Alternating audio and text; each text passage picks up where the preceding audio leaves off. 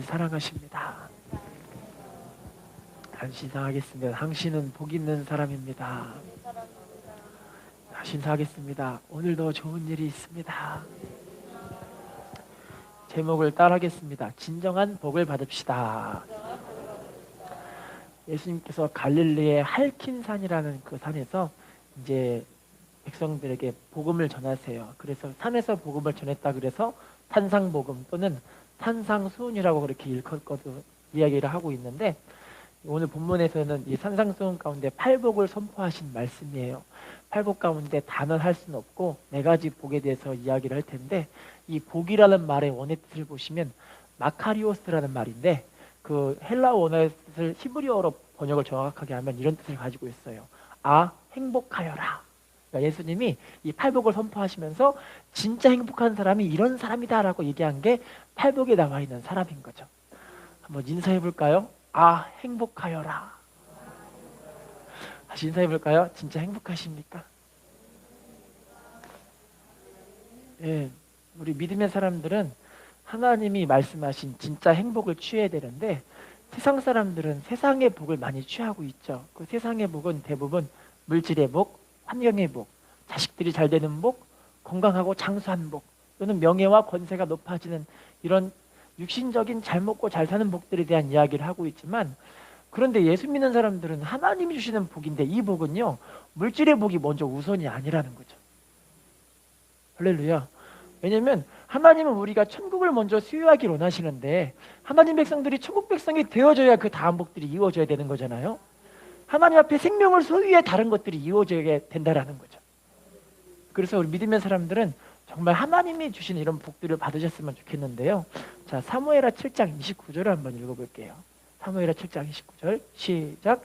이제 청하건대 종의 집에 복을 주사 주 앞에 영원히 있게 하옵소서. 주 여호와께서 말씀하셨사오니 종의 집이 영원히 복을 받게 하옵소서. 따라할게요. 종의 집이 영원히 복을 받게 하옵소서. 다윗이 하나님께 기도를 한 거예요. 하나님, 나에게 복을 약속하셨죠. 이제 그 기도를 내가 하나님께 올려드리오니 종의 집이 영원히 복을 주시옵소서. 다윗의 고백이죠. 여러분, 우리가 이렇게 하나님께 다윗처럼 영적인 복을 먼저 받은 사람으로 하나님의 응답도 받고 하나님의 인도하심도 받고 우리의 삶에 하나님이 때때로 함께 하셔서 간섭하시는 것들을 하나하나 느껴가면서 하나님 주신 이런 축복들을 다들 받으시기를 부탁을 드리겠습니다. 자, 그러면 제일 먼저 진정한 복이 무엇인가를 좀 생각을 해봤으면 좋겠어요. 성경에 하나님의 축복의 약속들을 32,560가지 복들로 길게 나열하고 계셨는데, 그걸 딱 세 가지로 요약한다면 세 가지 복이에요. 세 가지. 첫 번째 따라합시다. 영적인 복, 정신적 마음적인 복, 세 번째는 육적인 축복의 복. 이 세 가지로 복을 나눌 수가 있는데요, 우리가 제일 먼저 받아야 되는 복은 바로 이 영적인 축복인 줄로 믿습니다. 자, 성경을 보겠습니다. 에베소 1장 3절 시작. 찬송하리로다 하나님 곧 우리 주 예수 그리스도의 아버지께서 그리스도 안에서 하늘에 속한 모든 신령한 복을 우리에게, 따라해 볼게요. 하늘에 속한 모든 신령한 복을 우리에게 주시되. 이 복이 어디에 속한 복이래요? 하늘에 속해 있는 신령한 복이라고 이야기를 해요. 이 복은 우리가 어떻게 깨달아지냐면, 성령께서 성경을 통해서 우리의 마음의 눈을 활짝 열어주셔서 하나님께서 우리에게 계시하신 것이, 우리에게 주신 것이 무엇인가를 바로 알게 될 때, 그럴 때 이 복이 무엇인지를 알게 되는 거죠. 미국의 카터 대통령이라고 다들 알고 계시죠? 유명한 분이신데, 그 카터 부부는요, 부부 간의 금슬이 좋기로 너무 유명한 그런 부부예요. 그래서 너무너무 이제 서로 사랑한다고 사람들이 그래서 인고 부부라고까지 인정하는 그런 부부였는데, 나이가 오래도록 너무너무 뜨겁게 서로 사랑하는 거예요. 자, 하버드 대학교에서 이 카터 대통령 부부가 이제 강연을 하고 나서 질문을 받는 시간들이 됐는데, 한 학생이 질문을 하는 거예요. 저 대통령님, 왜 그러세요? 그랬더니 너무너무 궁금한 게 있어요. 이렇게 나이가 많이 드시도록 부부간에서 금슬이 그렇게 좋다고 이렇게 소문이 났는데, 금슬이 좋은, 부부간의 관계가 좋은 이유가 어디 있습니까? 라고 물어봐요. 그랬더니 카터 대통령이 뭐라고 하냐면, 우리 결혼 생활은 100% 가운데 30%가 사랑이라면 70%는 용서예요 라고 이야기해요. 70%가 용서예요. 그랬더니 이 안에 로자 있는 여자가 그거 아니라고 하면서 자기가 마이크를 닫더니 하는 말이, 우리의 부부 생활은 90%가 용서였고 10%가 사랑이었어요. 이야기를. 할렐루야. 그러면서 우리가 그러면 그 얘기를 듣더니 남편이 맞아 하면서 우리는 90%가 용서였다고. 그러니까 사람들이 다 웃으면서 그걸 인정하고 있다라는 거예요. 여러분, 부부간에 용서라는 게 너무너무 큰 비중이 있어. 그 부부관계가 아름다워지듯이 여러분, 성경을 통해서 우리가 알아야 될 게 이거예요. 십자가의 사랑이 우리를 향한 하나님의 용서라는 거죠. 할렐루야. 여러분, 이게 성경을 통해 내가 나를 깨닫지 않으면요 이 은혜를 몰라요. 왜냐면 로마서 5장 20절에 보시면요, 율법이 가입한 것은 범죄를 더하게 하려 함이라. 그러나 죄가 더한 곳에 은혜가 더욱 넘쳤나니라고 표현하고 있거든요. 율법을 통해서, 성경을 통해서 우리가 뭐인지 알게 되냐면 죄인인지를 알게 돼요. 나는 하나님 앞에 설 수 없는 사람이구나. 기도를 아무리 열심히 하고 순종을 아무리 열심히 해봐도 내 본성적인 성품은 변화할 수 없구나. 나는 여전히 죄이구나. 이걸 깨달은 사람들은 십자가의 용서가 무엇인지를 알게 되는 거예요. 이게 하나님의 사랑이었구나. 이게 하나님의 사랑이었구나. 나는 어쩔 수 없는 사람이었구나. 그래서 이걸 깨달은 사람들은 더 하나님 앞에 나아가서 십자가를 붙잡을 수밖에 없는 거죠. 하나님의 용서의 신, 하나님의 의신, 그 십자가를 붙잡고 주님께 나아갈 수밖에 없게 되어지는 거예요.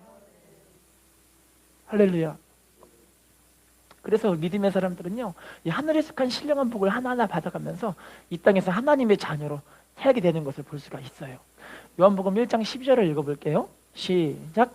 영접하는 자, 곧 그 이름을 믿는 자들에게는 하나님의 자녀가 되는 권세를, 따라할게요. 하나님의 자녀가 되는 권세를 주셨으니.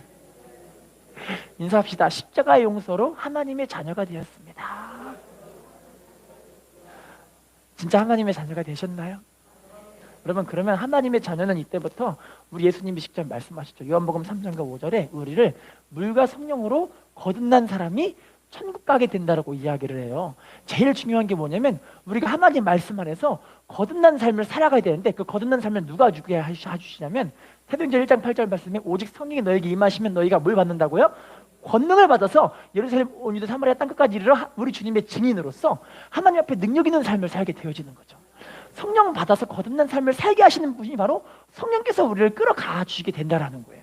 그래서 여러분, 믿음의 사람들은 성령으로 충만한 이 삶을 살아가는 게 너무너무나 중요한 삶이라는 거예요. 읽어볼까요? 고린도전서 12장 7절입니다. 시작. 각 사람에게 성령을 나타내심은, 따라할게요. 성령을 나타내심은 유익하게 하려 하심이라.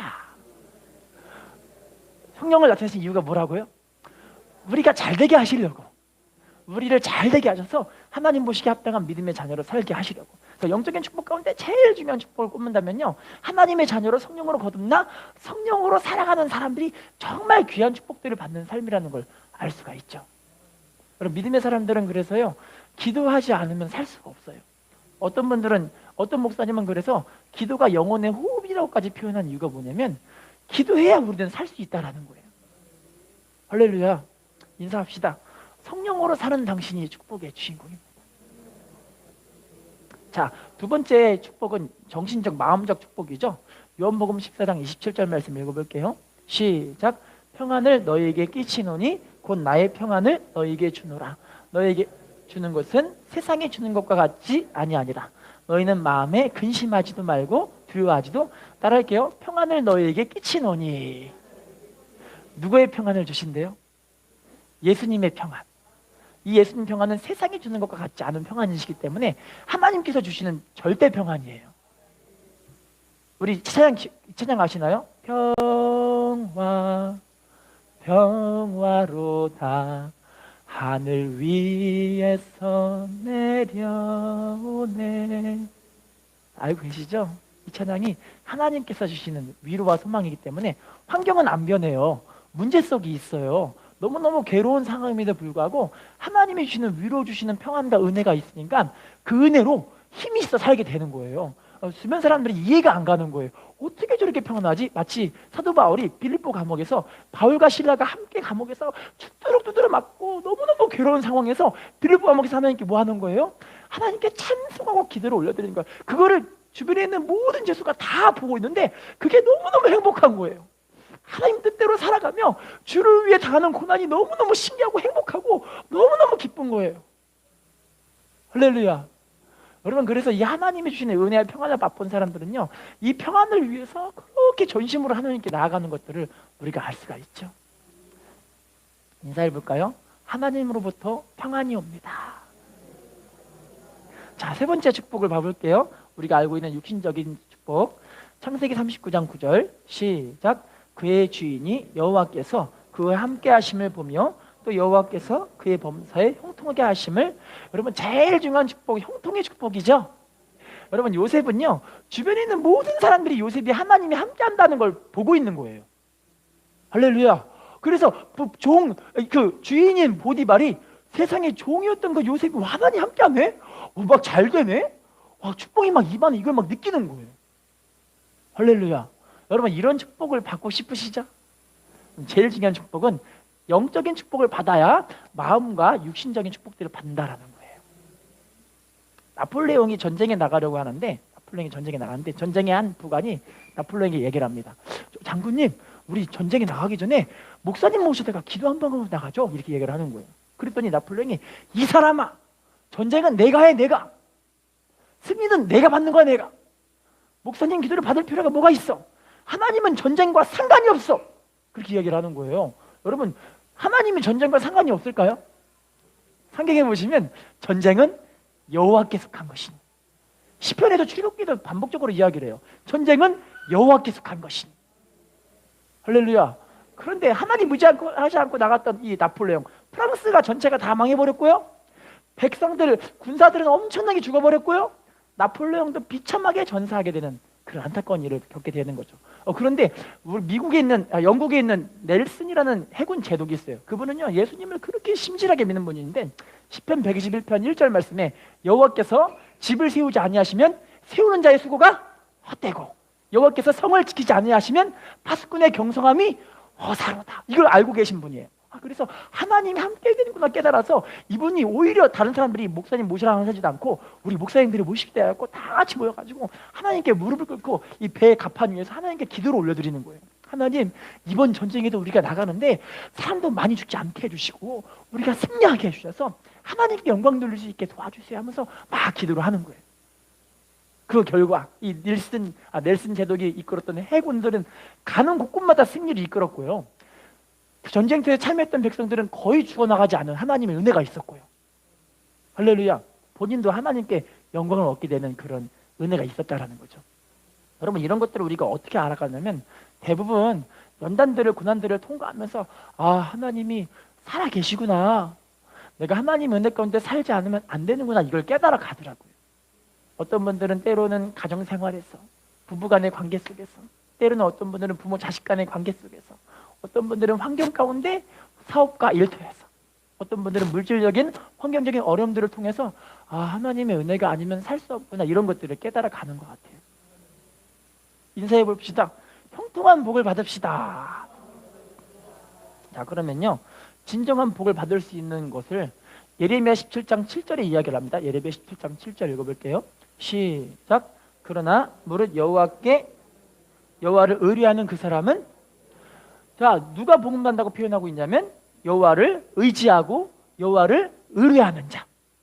의지라는 건 전심으로 하나님만 붙잡고 살아가는 사람을 의지라고 하고, 의뢰하는 것은 하나님께 시시때때로 기도하면서 물어보는 거예요.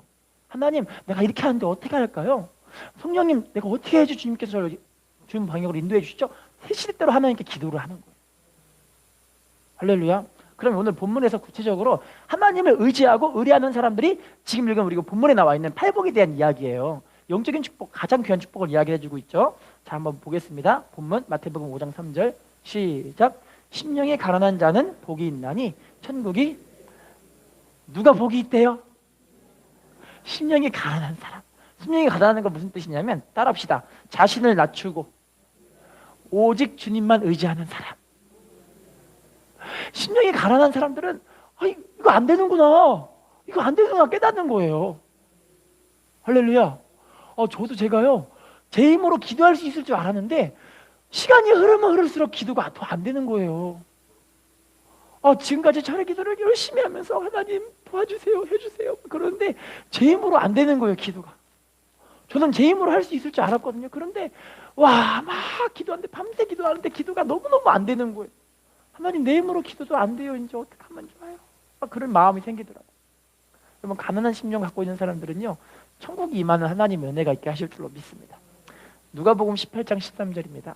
시작. 세리는 멀리 서서 감히 눈을 들어 하늘을 쳐다보지도 못하고 다만 가슴을 치며 이르되 하나님이여 불쌍히 여기소서 나는 죄인이로소이다. 따라할게요. 하나님이여 나는 죄인이로소이다. 그러니까 하나님 나 좀 불쌍히 여겨주세요. 저 죄인이에요. 저 어떻게 할 수가 없어요. 하나님 저는 할 수 없는 사람이에요. 하나님 도와주세요. 그럴 때 주님 뭐라고 하시냐면 무릇 자기를 낮추는 자는 높아지고 자기를 높이는 사람들은 낮아져 버린다고 이야기를 해요. 왜냐하면 부자는요, 주님 저는 일주일에 한 번씩 꼭 금식을 하고요, 소득의 11조를 드리고요, 하나님께 마음껏 예물을 드리는 거 얼마나 큰 축복이에요. 난 역시 복 있는 사람이 하면서 막 스스로를 막 자랑을 하는 거예요, 기도하면서. 그런데 주님이 보시기에 얘가 하나님 보시기에 의롭다면 얻었지 얘는 아무것도 아니야 하면서 그 자기를 높이는 그 부자인 사람을 주님이 오히려 이제 싫어하시는 걸 볼 수가 있게 되어지는 거죠. 여러분 따라합시다. 가난한 심령을 갖고 있어야 합니다. 시편 40편 17절 말씀 시작. 나는 가난하고 궁핍하오나 주께서는 나를 생각하시오. 주는 나의 도움이시오. 나를 건지시는 이시라 나의 하나님이요. 이 말씀 다윗의 고백이에요. 다윗이 광야 생활하면서 하나님께 하나님 나 가난하고 궁핍해요 이래요. 여러분 다윗이요, 이제 사무엘로부터 기름 부음 받고 나서 왕으로 기름 부음 받았잖아요. 그러면 잘 돼야 될 거 아니에요. 그런데 잘 돼요? 잘 안 돼요? 왕으로 기름 받았는데 그때부터 냈다 몇 년, 대략 짧게는 15년이고 길게는 17년간 사울로부터 내내 쫓기게 당하면서 죽어라 쫓아다니는 거야 그렇게. 그러니까 자기가 얼마나 괴롭겠어요. 자기 힘으로 해보려고 하는데 안 되는 거예요. 안 되는 거예요. 자기 힘으로 모압도 도망쳐 봤어요. 옆에 있는 다른 나라 도망쳐 봤다니까요. 그런데도 불구하고 자기 힘으로 이거 할 수가 없는 거예요. 그러니까 하나님께 고백해요. 하나님 나 가난하고 궁핍해요. 하나님 내 의지가 되시죠. 내 도움이시죠. 하나님 나를 좀 건지시는 이시죠. 저를 좀 도와주세요. 그 기도를 하는 거예요. 할렐루야. 송명리 시인 어머니 계시는 남정임 씨라는 간증이에요. 송명희 씨는 혹시 누구인지 아시나요? 지체장애, 입이 항상 뿌들어 계시고 이 상태에서 교회만 가시면서 진짜 온몸이 지체장애이기 때문에 혼자서도 움직일 수가 없어. 어머니께서 항상 휠체어를 끌고 다니시는 그런 분이세요. 그런데 이 어머니께서 간증하셨는데 어느 날 송명희 시인이 자기한테, 제 어머니한테 물어보는 거예요. 엄마 결혼하기 전에 하나님께 약속한 게 있다며? 라고 물어봐요. 그랬더니 하나님께 약속한 게 있었는데 내가 그걸 하나님께 안 지켜서 네가 이렇게 괴롭힘을 받고 있나 봐. 이렇게 이야기를 해요. 아니 무슨 일인데? 그랬더니 실은 내가 15살 그 사춘기 소녀 때 내 주변에 어떤 정말 예수 믿는 신실한 분이 주변에서 그 지체장애자들을 그렇게 섬기는 그 모습들을 볼 때 그게 너무너무 예뻐 보여가지고 나도 나중에 크면 저렇게 다른 사람들을 돕고 섬기는 사람이 되고 싶다. 그래서 하나님을 이렇게 섬기는 사람이 되고 싶네. 이런 마음을 갖고 하나님께 소원기도를 올렸다는 거예요. 소원기도 올렸는데 소원기도를 올리고 나서 다 까먹어버리고 이제 자기 마음대로 결혼하러 가고 사람들을 만나러 가고 그래서 이제 결혼하게 됐는데 낳은 자식이 그렇게 지체장애로 태어나게 된 거예요. 나 때문에 네가 이렇게 괴롭힘 받는 게 아닌가 싶어. 막 울면서 이제 딸한테 이야기를 하죠. 그랬더니 딸이 뭐라고 하냐면 엄마 그거는 나를 괴롭히려는 것이 아니라 하나님이 엄마의 기도 제목을 들어줘서 나를 통해 하나님이 일을 하시려고 하는 거야 이래요. 하나님 일을 하시려고. 그래서 하나님이 지금도 엄마의 기도를 들어주시고 나를 통해 지금 많은 사람들을 살리고 있잖아. 그 얘기를 하는 거예요. 그랬더니 어머니 마음 눈물이 더 펑펑 쏟아지면서 핑 도는 거예요. 마음이. 하나님이 나를 벌 주려는 것이 아니라 내 기도를 들어서 하나님 지금 영혼들을 살리시려고 나에게 이렇게 은혜를 주시는 거구나. 그러니까 지금까지 당한 모든 고난들이 알고 보니까 하나님의 은혜라는 것을 스스로가 생각을 하게 되신 거예요. 예전에는 이게 너무 쓸데없는 고난처럼 느껴져갖고 자기를 너무 괴롭히고 학대했는데 알고 보니 이게 하나님이 일을 하게 하시기 위한 하나님의 은혜였구나는 걸 깨달으신 거예요. 그분은 지금도 송명희 시인을 이렇게 휠체어를 끌고 가면서 교회에서 집회를 하고 나가실 때 이분은 말을 할 때마다 입이 이렇게 돌아가신대요. 송명희 시인 입이 돌아가니까 어머니가 입으로 억지로 입을 피는 거예요. 이렇게 억지로 펴요. 그럴 때마다 하나님 우리 딸 턱이 안 돌아가게 막 기도하는 거예요. 하나님 우리 딸이 하나님 말씀 전할 때 저기서 흔들리지 않게 하나님 도와주세요. 말 잘할 수 있게 도와주세요. 매일 하나님께 인도를 구하고 은혜를 구하고 그러면서 주님을 끊임없이 의지하는 거예요. 할렐루야. 여러분, 그러게 우리도 물론 이와 같은 고난들을 당하진 않았지만 우리가 이렇게 주님을 시시때때로 의지할 수 있는 사람들은 복 있는 사람인 것 같아요. 인사해 볼까요? 끊임없이 주님을 의지하는 당신이 축복의 주인공입니다.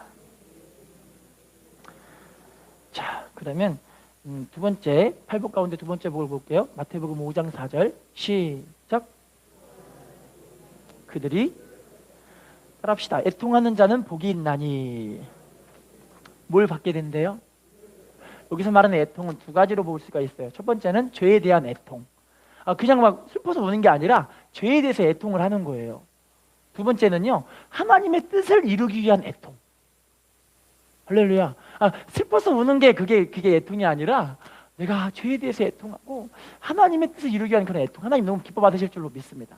성경을 볼게요. 마태복음 26장 75절입니다. 시작. 이에 베드로가 예수의 말씀에 닭 울기 전에 내가 3번 나를 부인하리라 하심이 생각나서 밖에 나가서 심히 따라합시다. 밖에 나가서 심히 뭐 했대요? 베드로는 이때부터 닭이 울 때마다 매일매일 우는 거예요. 왜냐하면 자기가 예수님을 부인했거든요. 예수님 면전 앞에 저주하고 부인했거든요. 예수님 면전 앞에 난 저 사람을 몰라요. 그래서 너무너무 저주해버린 거예요. 그게 생각나니까 매일매일 하나님께 기도하는 거예요. 주님 용서해 주세요. 용서해 주세요. 용서해 주세요. 여러분, 원래는요, 신앙생활은요, 내 버릴 수 없는 죄성을 위해서 하나님께 기도하며 애통하는 거예요. 내 변하지 않는 내 모습을 위해서 하나님께 기도하는 거예요. 하나님, 주님 더 붙잡아 주지 않으면 저는 못 살아요. 저와 함께하지 않으면 저는 죄를 이길 수도 없고 내 자신을 이길 수도 없고 이런 것들을 깨달아 가는 거예요. 다음 말씀이에요. 시편 126편 5절 6절입니다. 시작. 눈물을 흘리며 씨를 뿌리는 자는 기쁨으로 거두리로다. 울며 씨를 뿌리러 나가는 자는 반드시 기쁨으로 그 곡식단을 가지고 따라합시다. 눈물을 흘리며 씨를 뿌리는 자는 어떻게 된대요? 기쁨으로 거두게 해주신대요. 울며 씨를 뿌리러 가는 사람들은 정녕 기쁨으로 그 단을 가지고 돌아올 수 있게 하신대요. 여러분, 우리가 하나님의 일을 위해 그렇게 애통할 수 있는 사람이 되면 참 복 있는 사람인 것 같아요. 하나님, 나를 통해 영혼들이 구원받았으면 좋겠어요. 하나님, 나를 통해 우리의 가정이 구원받았으면 좋겠어요. 하나님, 나를 통해 우리 자녀들이 구원받았으면 좋겠어요. 하나님, 나를 통해 내가 속해 있는 사람들과 함께 믿음으로 세워졌으면 좋겠어요. 할렐루야.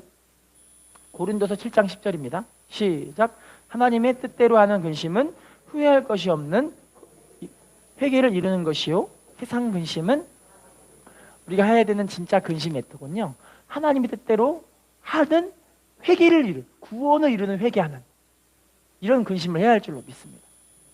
우리가 정말 하나님 앞에 이렇게 믿음으로 애통할 때 하나님 우리들의 삶을 하나님께서 주시는 위로와 소망으로 채워주실 줄로 믿습니다. 어떤 여자 성도님께서 죽을 병에 걸리셨어요. 너무너무 괴로워하고 계셨는데 이제 그분께서 괴로운 상황에서 교회 지체분들의 신방을 받았죠. 그래서 신방 받고 함께 기도를 받고 있는데 이분이 하나님께 서원을 하는 거예요. 하나님, 나 한 번만 살려주시면 내가 하나님 뜻대로 한번 살아볼게요. 정말 하나님 기쁘시게 하는 뜻대로 한번 살아볼게요. 우리 자녀들도 어린이집 다 우리 교회에서 다니는 어린이집으로 보내고 또 하나님의 뜻을 함께하고 전도하기 위해서 전도팀도 같이 함께 내가 참여해보고 그렇게 한번 믿음으로 살아볼게요. 그렇게 이야기를 하고 하나님께 기도를 받고 서원한 그 기도를 통해서 하나님께서 정말 그 죽을 병을 치료해 주신 거예요. 너무 좋잖아요? 몇 달간은 서원을 잘 지켰어요. 몇 달간은. 그런데 여러분, 성경에서 다시 반복적으로 말씀드립니다. 여러분, 우리가 해야 되는 애통은요, 내가 은혜를 받고 믿음으로 살게 된 그런 하나님의 은혜도 있지만 이제부터 내 삶을 하나님께 변화시키기 위한 하나님께 매달릴 수 있는 그런 애통과 기도가 필요합니다. 그런데 이분은 그걸 하고 싶지 않은 거예요. 기도하고 싶지 않고 하나님께 매달리고 싶지 않고 예배에 나오기 싶지 않고, 그러니까 그 옛날의 본성이 다시 돌아온 거예요. 돌아와서 친구들과 같이 마시고 술 마시고 방탕하고 놀고 막 사람들끼리 막 끼리끼리 모여서 막 험담하고 이런 죄성들이 자꾸만 막 다시 드러나는 거예요. 어느 날은 그분이 그 옛날의 모습이 다시 드러나니까 친구들과 다시 만났는데 만나니까 얼마나 재밌겠어요. 옛날 사람들하고 같이 만나고 뭐 술 먹고 놀고 뭐 클럽도 가고 막 그러면서 막 방탕하다가 이제 술 먹고 음주운전하다가 안타깝게 좀 안타까운 일들을 당한 것들을 이야기를 듣게 됐는데, 여러분, 우리는 반복적으로 하나님께 이런 애통을 해야 합니다. 할렐루야. 인사합시다. 하나님의 뜻대로 애통해야 합니다. 인사합시다. 나를 주님께 내려놓기 위해 애통해야 합니다. 자, 세 번째 복을 볼게요. 마태복음 5장 5절 시작. 온유한 자는 복이 있나니 그들이 땅을 기업으로 받을. 온유한 자는 복이 있나니 뭘 받게 해야 되신대요? 온유한 사람들은 하나님의 복을 받아요. 온유란 말의 원의 뜻을 보시면요, 이 프라우스라는 말인데 부드럽다. 한문으로 얘기하면 따뜻할 온, 부드러울 유, 이런 뜻을 가지고 있어요. 그러니까 온유하다는 건 마음이 따뜻하고 부드러운 사람을 얘기를 해주고 있는 거죠. 할렐루야. 시편 37편 11절 말씀 읽어볼게요. 30편 11절 시작. 그러나 온유한 자들은 땅을 차지하며 풍성한 화평으로. 온유한 자들은 뭘 차지한대요? 그럼 풍성한 화평으로 뭐 하게 된대요? 즐거워진대요. 왜 요즘 시대가 너무 팍팍한 시대가 아닌가 싶어요. 뭐 하나만 잘못해도, 뭐 정치인들도 뭐 하나 잘못하면 막 그 사람만 막 두드려 패고 나쁜 놈이라 그러고. 가정에서도 혹시 그러나요? 가정에는 안 그러죠. 그런데 주변 환경에서는 그냥 뭐 하나만 잘못해도 막 제가 운전하고 막 가고 있는데 제가 신호를 어기지 않고 그냥 가고 있는데 앞에서 이렇게 빵빵빵 거리면서 막 그러는 거예요. 자기가 먼저 뛰어들었는데 내가 막 뒤 막 먼저 왔다고 막 그러는 거예요. 막 쓰러지면서 예! 막 그러는 거예요. 제가 성령 충만해서 다행이었지, 안 충만했으면 큰일 날 뻔했어요. 그러니까 충만하니까 그럴 수도 있죠. 죄송합니다. 이러고 넘어갔는데 옛날 같았으면 예! 이게 막 나오질 것 같아 진짜. 원래 온유란 말의 뜻을 보시면요, 성경에 모세를 보고 모든 사람보다 이 온유함이 가장 승한 사람이라고 표현해요. 온유의 이 핵심 이야기를 보시면 모세는요, 하나님 말씀하시면 아멘하고 그냥 가는 거예요. 할렐루야. 묻지도 따지지 않고 아멘하고 가는 거예요. 그러니까 40년 광야 뺑뺑이 돌면서 이 사람이 하나님이 가라 하면 그냥 가고, 멈추라면 멈추고, 가라 하면 가고, 멈추라면 멈추고, 반복적으로 하는 거예요. 할렐루야. 이걸 온유라고 하죠. 인사합시다. 온유한 당신이 축복의 주인공입니다. 진짜 온유는 예수님의 온유인 줄로 믿습니다. 마태복음 11장 29절이에요. 시작. 나는 마음이 온유하고 겸손하니 나의 멍에를 메고 내게 배우라. 그러면 너희 마음이, 예수님의 마음이 온유하고 겸손하지다고 표현하시잖아요. 예수님은요, 하나님의 말씀이시라면 아멘하고 십자가에서 죽으신 분이시잖아요. 그게 우리를 사랑하신 하나님의 사랑인 거죠. 할렐루야. 그러면 우리가 정말 이런 온유한 심령들이 되었으면 좋겠어요. 중국의 유명한 노자라고 알고 계시죠? 유명한 분이신데, 이분이 자기의 스승인 상창이란 분이 자기 스승이세요. 상창. 근데 이 노자가 상창으로부터 도를 배웠는데 이 상창이 이제 죽을 때가 된 거예요. 곧 있으면 죽을 때가 돼서 유언할 때가 되는데 죽어가고 있는데, 이제 노자가 스승님, 곧 있으면 돌아가실 텐데 저에게 마지막으로 한 가지만 너무너무 중요한 이야기를 한번 해주세요. 이게 이야기를 하니까 이 상창이 노자를 이렇게 떨어지게 좀 쳐다보더니 이렇게 물어봐요. 이렇게 하면서 이빨이 보이느냐라고 물어봐요. 이빨이 보이냐고요. 이렇게 하면서 했더니 이빨이 하나도 없어요. 이 이야기를 해요. 그랬더니 햇바닥 보면서 이건 보이느냐 이래요. 그랬더니 햇바닥은 보여요 이래요. 그랬더니 잘 알겠느냐라고 물어봐요. 그랬더니 네 알겠습니다 하더니 감사합니다 스승님 하고 가는 거예요. 무슨 뜻이냐면요. 이걸 풀이한 그 내용이 이런 내용이 있어요. 이빨같이 딱딱하고 견고한 것은 혓바닥을 상처 주기도 하고 막 씹어먹고 뭐 괴롭히기도 하고 힘들고 그 강한 힘을 갖고 있는 이런 것들은 시간이 지나면 없어져 버리고 빠져버린다. 그런데 혓바닥은 부드러운데 이 부드러운 것은 죽을 때까지 남아있다. 그걸 풀이한 내용이 그런 내용이 있더라고요. 여러분, 우리 믿음의 사람도요, 이게 강하고 자기 주장이 강하신 분들은 참 오래가지 못하시더라고요. 그런데 뭔 뜻이 있으시겠지. 감사해요.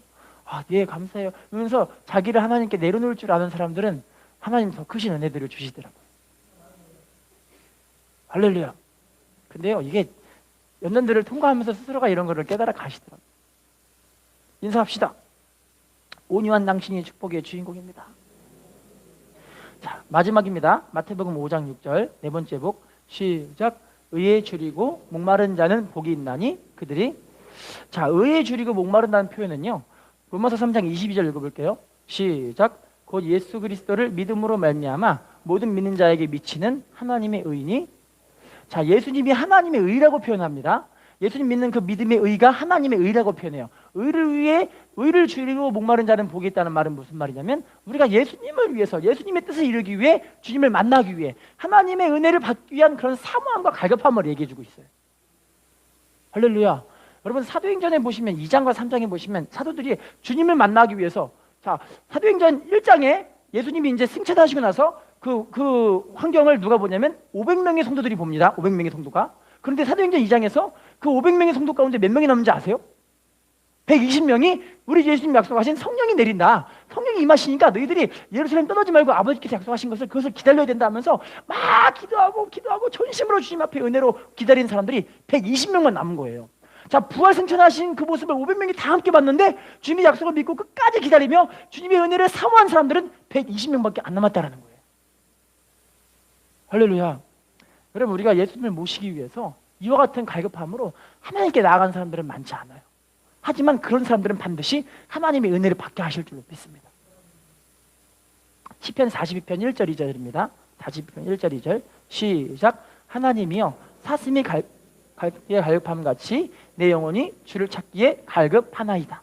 내 영혼이 하나님 곧 살아계시는 하나님을 갈망하나니 내가 어느 때에 나아가서 하나님의 얼굴을 사슴이 시냇물을 찾기에 갈급함 같이 내 영혼이 주님을 찾기에 갈급하대요. 할렐루야.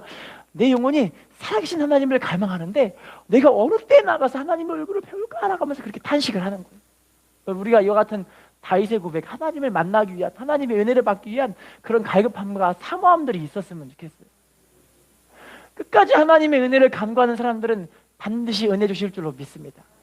근데 끝까지 가다가 우리가 제일 심한 게 뭐냐면 낙심하는 거예요. 낙심하면 하나님의 은혜를 받기가 힘들어져요. 왜냐면 기도를 안 하게 되니까, 기도하기가 등한이 되게 되어지니까. 할렐루야. 마지막 한 개 보고 마치겠습니다. 시편 63편 1절 시작. 하나님이여 주는 나의 하나님이시라. 내가 간절히 주를 찾되 물이 없어 마르고 황폐한 땅에서 내 영혼이 주를 갈망하며 내 육체가 주를 따를게요. 내 영혼이 주를 갈망하며 내 육체가 주를 앙모하나이다. 주님을 이렇게 앙모하시고 갈망하시기를 부탁드리겠습니다. 끝까지 하나님 앞에 나아가셔야 합니다. 그럴 때 하나님이 우리의 삶에 놀라운 하나님의 은혜와 은총으로서 함께해 주실 줄로 믿습니다. 결론입니다. 여러분 우리 믿음의 사람들은요 영적인 복을 제일 사모로 하셔야 되는데요. 그래야 우리가 요한전서 2절에 나와 있는 말씀과 같이 사랑하는 자요 내 영혼이 잘된 것 같이 범사가 잘되고 내가 강건하기를 강구한다고 이야기를 하시잖아요. 영혼이 잘되면 범사가 잘되고 강건한 축복들을 주신다라는 거죠. 여러분 이와 같은 복들을 받으시기를 부탁을 드리겠습니다. 이렇게 하나님께 은혜를 받는 사람들을 통해서 하나님이 이 땅에서도 크신 은혜와 은총과 축복으로 역사해 주실 것이고요. 또 하나님 우리의 삶의 여러 가지 문제들을 하나님 은혜 가운데서 다 아름답게 풀어주실 줄로 믿습니다. 인사합시다. 진정한 복을 받는 당신이 축복의 주인공입니다. 인사합시다. 끝까지 믿음으로 승리합시다.